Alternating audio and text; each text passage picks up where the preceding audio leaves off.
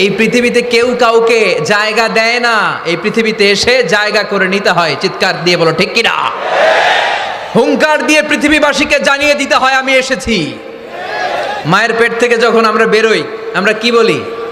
Wow wow বলে নিজের অস্তিত্বের জানান দেই যে আমি এসেছি, এই পৃথিবীতে আমি জায়গা করে নিতে এসেছি। Life is not a bed of roses. এই পৃথিবী ফুলের বিছানো সজ্জা নয়। এখানে কষ্ট করতে হবে, পরিশ্রম করতে হবে, ঘাম ঝরাতে হবে। পরিশ্রমের ঘামে যে লোনা পানি থাকে, ওই লোনা পানিতে জন্ম নেয় সফলতার বীজ। এজন্য পরিশ্রম করতে হবে। সব নবীরা পরিশ্রমী ছিলেন, সব নবীরা কাজ করেছেন।